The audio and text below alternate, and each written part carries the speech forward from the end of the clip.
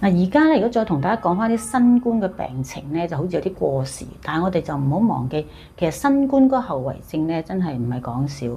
好多人個肺部咧後期或者係到而家今時今日咧，出咗好多古靈精怪嘅問題出嚟咧，其實好多咧都係由於新冠而引發嘅後遺症嚟嘅。大家唔知有冇留意咧？其實肺部咧真係可以引發到好多併發症出嚟。一講肺部嘅問題嘅病變咧，有好多，譬如有肺嘅 can 啦，或者係肺炎啦、百日咳啦，或者係叫肺癆啦，仲有啲係肺結節啦，好多都係用肺嘅名稱嚟到做出嚟嘅。喺我身邊後邊嘅苦與靈芝咧，都係因為肺部嘅問題、新冠嘅後遺症咧而開始引發出嚟嘅。咁大家都開始越嚟越熟悉呢個苦與靈芝嘅產品。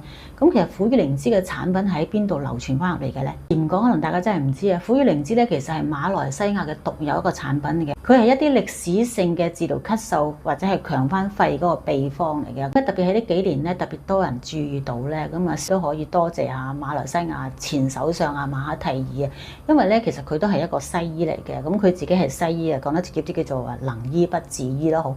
咁佢個咳咧咳咗好耐都咳得唔好，跟住咧就有啲原住民啊就同佢講：你不如試下我哋馬來西亞嘅國寶苦與靈芝啦，咁佢對個肺或者係鎮咳咧係幾有功效。咁跟住就真係唔食又自可，食咗之後就係感覺到咧，佢呢個苦與靈芝馬來西亞國寶咧對鎮咳強肺咧就真係好有功效。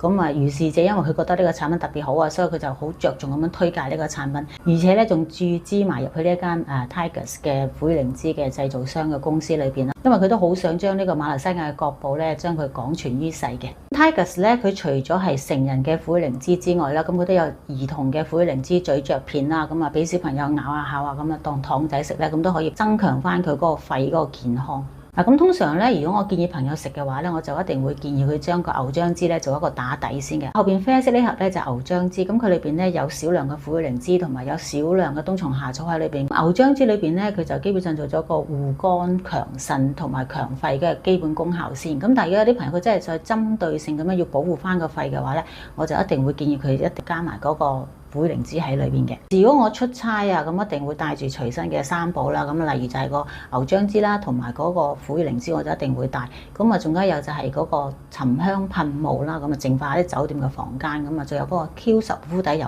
可以保護翻自己嘅皮膚嗰個底層。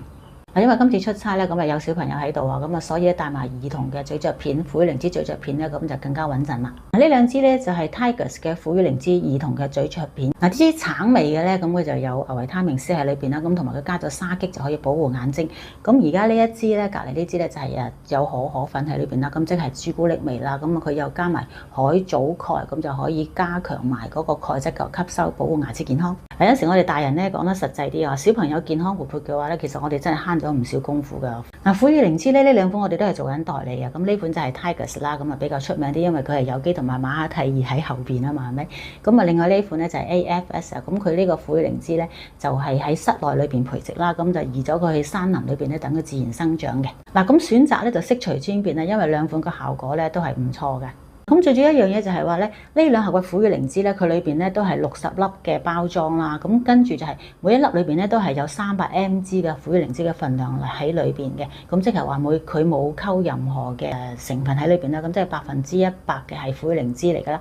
咁如果鎮咳強肺啊，保護翻個肺部嘅話咧，咁呢兩款咧都必定係首選嚟㗎啦。咁有陣時我哋食東西咯，就唔使話諗太多。